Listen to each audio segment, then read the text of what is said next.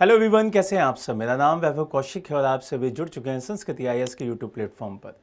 जैसा कि आप सभी को पता है कि इलाहाबाद हाई कोर्ट के RO ARO की वैकेंसीज बहुत जल्द आने वाली हैं। उन्होंने PS की जो वैकेंसीज हैं वो निकाल दी हैं। अब ये सवाल बिल्कुल भी नहीं आएगा बच्चों के दिमाग में कि भाई RO ARO की पोस्ट कब आएगी।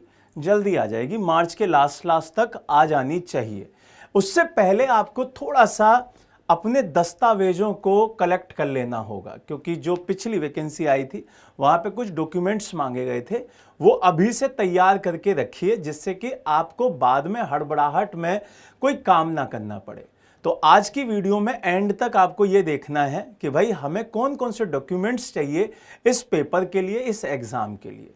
क्लियर? वो सभी कैटेगरीज के हिसाब से बताऊंगा, उन सभी चीजों को बताऊंगा जो आपके लिए बहुत मैंडेटरी हैं, बहुत ही ज्यादा आवश्यक हैं। यहां पे आपको समझना होगा कि तैयारी की जो रूपरेखा है उसके 3 प्रमुख स्तंभ होते हैं।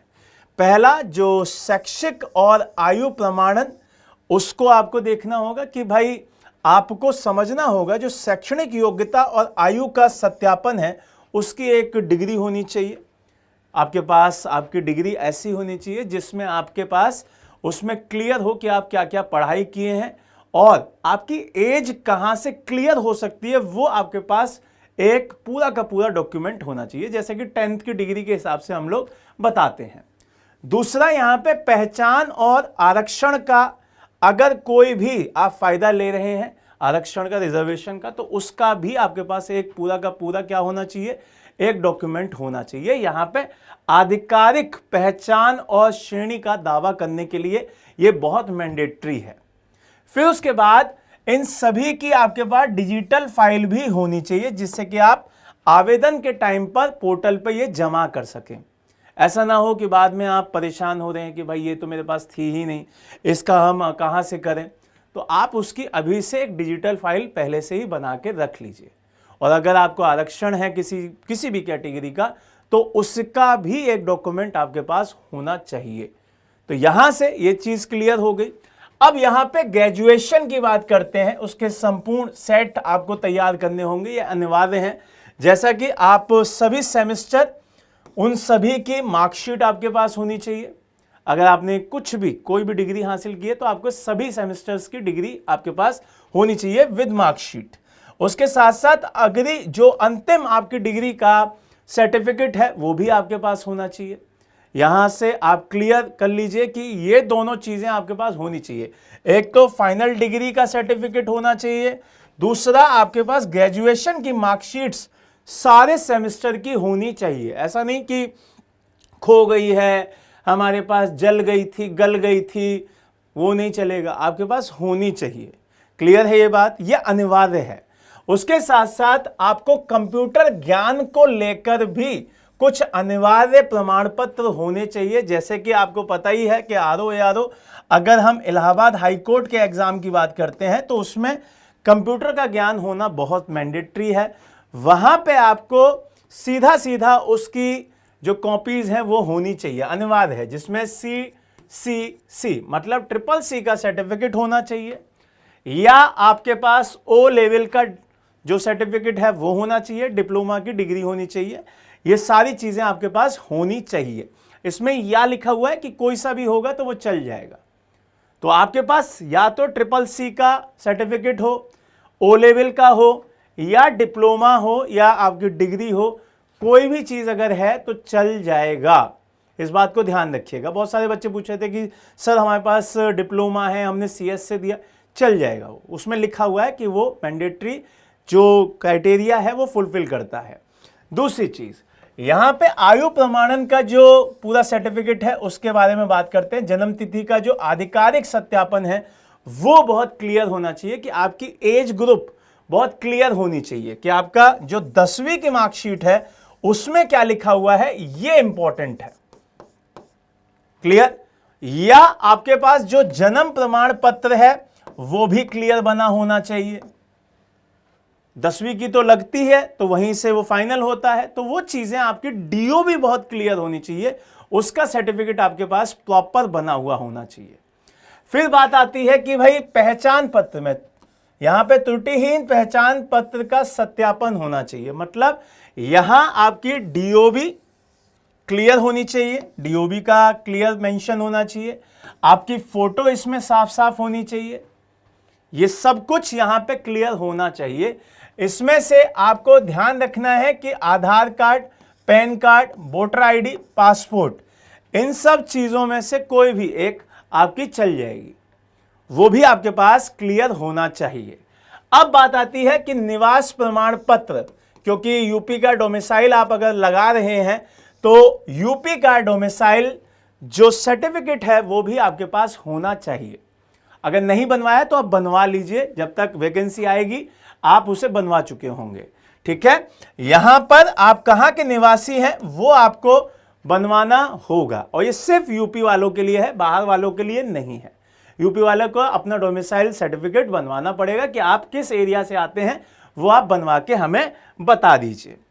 यहां से इतना क्लियर हो गया। अब इसके बाद जो चीजें हैं वो है आपकी आरक्षण श्रेणी प्रमाण पत्र, जो है वो आपको पता होना चाहिए कि भाई आपका ओबीसी, ईडब्ल्यूएस, एससी एसटी और जनरल, जब सारे के सारे हैं तो जनरल में आपको पता है कि कोई भी प्रमाण पत्र नहीं लागू होता है, उनका सीधे सीधे फॉर्म भर जाएगा।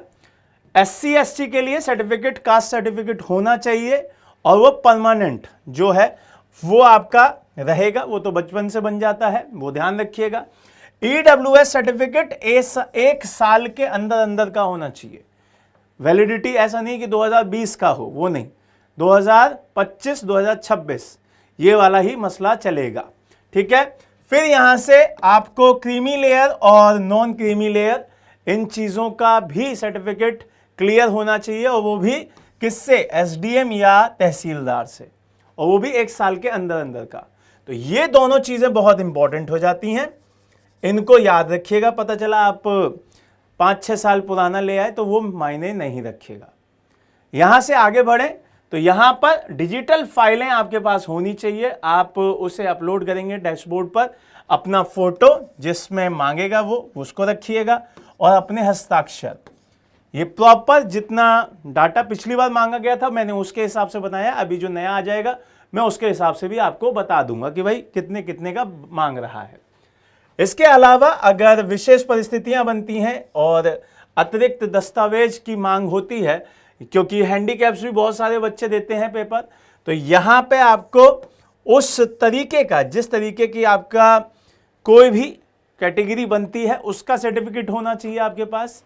अगर आप पूर्व में कार्यरत रहे हैं तो एनओसी होनी चाहिए आपके पास।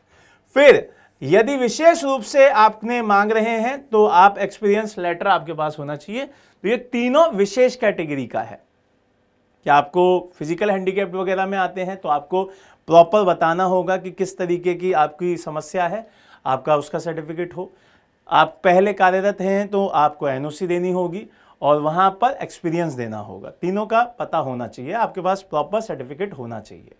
यहां से अब लास्ट में अंतिम चेकलिस्ट, आवेदन से पूर्व सत्यापन इन चीजों का होना चाहिए कि ग्रेजुएशन की मार्कशीट, डिग्री होनी चाहिए, CCC या O लेवल का कंप्यूटर सर्टिफिकेट होना चाहिए, 10वीं की मार्कशीट या जन्म प्रमाण पत्र होना चाहिए, ये पहला।